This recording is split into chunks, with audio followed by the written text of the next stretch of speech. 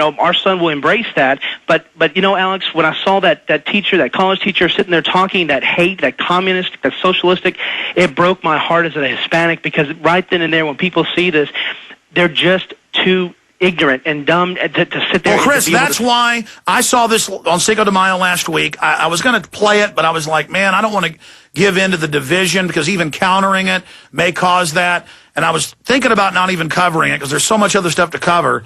And then I got contacted by 2 Hispanic members of Rodriguez's crew saying, look, have you seen the trailer? It's worse than that. And then I got the script, and I can't even, when you read this script, I mean, it is just, and I don't want to spoil the whole film, so I'm not going to release the whole script, and it is a free speech issue, and I could probably release it, but I'm not going to. We've shown certain sections of it so we can prove what we're saying. I can't believe it, and I appreciate your call, Chris. Comments on that, Rob Redding?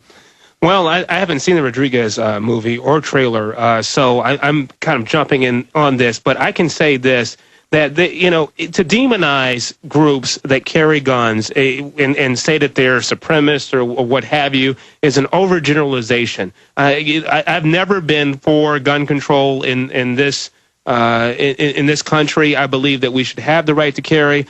We should defend our country, and those things are important. But just to blatantly say that these groups automatically oppose you because of your race is wrong. Lots of people stand on principle here. I stand on principle of the fact that you have to do it the right way. Yes, there's a process. It takes a while. But if you want to truly get in this country, you can. But you cannot come in breaking laws, and we cannot condone the porous borders that we're seeing.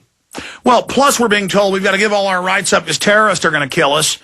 And then the border's basically wide open, and they use illegal alien labor to build the 50 miles of the 200-mile fence they never finished. I mean, it's a joke. Let's talk to Paul in Texas. You're on the air with Rob Redding. Go ahead. Oh, hello, Alex. I've been listening to you concerning this Robert Rodriguez, movie. And, you have to keep in mind that, he's up there with Tarantino, It's just ridiculous and absurd, I understand how it just comes in at exactly the right time, to incite people. But for the most part, people will not replicate this. It would be like people going around after watching American History X and committing the same acts of violence that they see there, No, it's different. In American History X, the white supremacist is the bad guy. Okay? This isn't done that way. Whites are attacking churches, crucifying Catholic priests, trying to murder Hispanic children, murdering Hispanics in cold blood. They shoot it at the Capitol. They put out a trailer saying, this is a message to Arizona. That's why Fox has now pulled the trailer. They realize that was then mixed in with reality.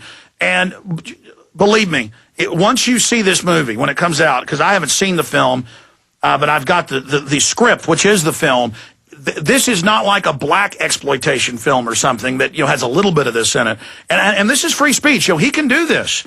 My only issue is I'm constantly hearing how Tea Parties are all racist and they want to kill everybody, and 99% of that's made up and a lie. Okay, and if you're against government health care, you're racist. Or if you're against the banker bailout, you're racist. When that's injecting the racial issue. Look, I'm a 36-year-old white guy, okay? I grew up in Dallas, Texas. I will assure you, I hardly ever heard anything racial, nothing from my parents, nothing deer hunting with rednecks, nothing from anybody. The only time I heard it was from other groups, and it was mainly like a joke, to me. So I don't understand it because believe me, all I ever hear about is how white people have this big secret, operation of racism. And yeah, there's some toothless Klan members out there running around. And half the time you do the research, it's federally funded, like Hal Turner, who was always attacking me. I don't even know what to say, but I appreciate your call. Comments on that, Rob Redding? Well, there definitely exists in America racism, and that's definitely an issue. People that say that the Tea Party movement is all racial, obviously it's an overgeneralization. However, let me just say, I was at a Tea Party gathering where they were protesting on tax day in Seattle, and I felt like I was at a Klan rally. I'm not going to lie. I felt very uncomfortable. There were black people there, but they were watching on the outskirts. I decided to go in and mingle with the crowd. It's just the number of white people that we're seeing that oppose the president. It's the signs that some of the signs that they were carrying on Barack Obama felt Klan-like. So, I mean, it's easy. It makes it easy for the Democrats, because remember, I'm not one, I'm an independent. It makes it easy for the Democrats to tar these people and say, you know what, all of these people are racist. And but isn't that also a self-fulfilling prophecy that from day one the media said it was racist, and so black people then don't feel comfortable going? Might be. I mean, that's why I made it a point to go into the rally and to see for myself how I would be received. No one spoke to me. No one said hello. I said hello to several people. Some people just looked at me like, you're out of place. What are you doing here? Well, that's bad news. I hadn't seen much evidence of that, but certainly there's a lot of different variants of Tea Party. There's Republican Tea Party Nation. There's the Ron Paul type Tea Parties that I assure you black folks are welcome at. And look, I have no doubt that there is, racism in some areas of the Republican Party, and there are white people out there that are racist. I mean, I'll be honest. I like Northerners, but I've been up to New York and places a lot. And that's when I really first in my life heard racial politics, and maybe it's because everybody's herded in together in a big compact city. But I did hear some of it, over the years, just randomly in places like that. But that is certainly not good news there. So it's just further division then. It is further division. I mean, look, it does exist. Some of it's being overplayed by these political parties, and that's exactly what we're seeing here on the immigration issue.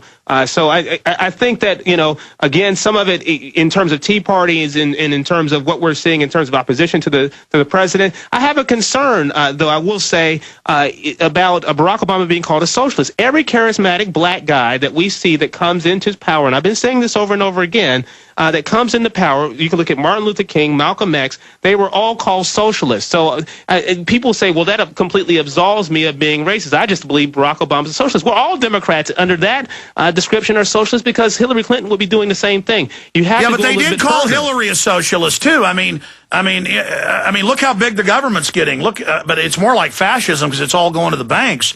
But I mean, he's continued that destructive fascist policy that we've seen from George Bush. And you can attack Barack Obama on sheer policy. You don't have to name call. You can just say the fact that only 1% of the stimulus has gone to black firms when 5% exist out there. You can say he lied to the black farmers and be completely right and say, why are you guys supporting this guy? I mean, he's supposed to be black like you, but he doesn't act like you. The whole point is he's not catching, quote unquote, your back here, and he's not speaking to the issues that you're concerned about. He says he's not going to do anything about black unemployment. He says he's not particularly concerned. He says these are the new highs that we're seeing. We shouldn't be too concerned in terms of unemployment altogether in general. The point is that the guy's not doing what he said he was going to do, and that's where you nail him. You don't have to nail him and say he's a socialist. You don't have to nail him and name call or to paint him as some jigaboo on a big poster.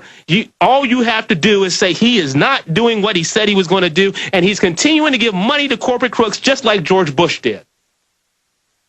Well, that's my issue is Republicans who like George Bush should love Obama. Continuing the Patriot Act, secret torture, new wars, banker bailouts, the insurance companies wrote the health care plan. I've pointed out it's not really socialism. It's just piracy. Right. It's robbery. But, the Republican Party loves to play that thing. They're fighting socialism, and they're against big government when we see the government grow just as fast under Republicans. So I agree with you there. Strategic ambiguity. That's what it is. Strategic ambiguity. That's a good term. Yeah, where you can never really get them nailed down. That's right, because if you just say he's a socialist, they get on this whole big bandwagon. Therefore, you put them right back into that Republican tent, and that's when you got them, and they're going again in the Republican sphere and putting another Republican in office so they can continue this farce that we're seeing over and over again. It's just recycling. Good point. Ivan in Texas, you're on the air with Rob Redding. Go ahead. Hey, how y'all doing? We're doing good, thank you. Hey, I woke up a long time ago back when I was in high school. I stopped believing in the whole Republican, Democrat thing, and I realized that what it was really all about was just a Hegelian system. It's the state is supreme, and the individual really has no rights. The individual only exists to serve the state. And well, they only let you exist in your group, and then your group's got a government-anointed leader who gets the airtime, who gets put on the news, and then that leader makes it all about your group instead of about your rights as a human. Yeah, exactly. It's collectivism.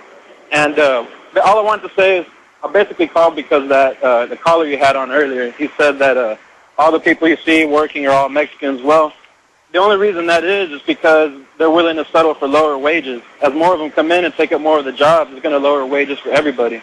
And, you know, if it keeps going the way it's going, eventually the economy is going to collapse and everybody's going to be poor.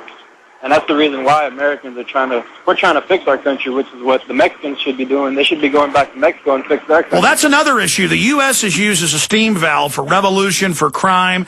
Mexico needs to become free. If it was given a true private property free market system, it would be just as wealthy as the United States, perhaps more so.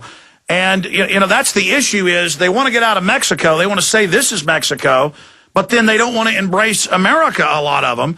And, you know, that guy said, well, I'm all for America, but, you know, he thinks the film Machete's great, but he hadn't seen the film. Well, I've read the script, and I've talked to filmmakers that have seen the film now, and I have, you know, it's worse than I can even describe.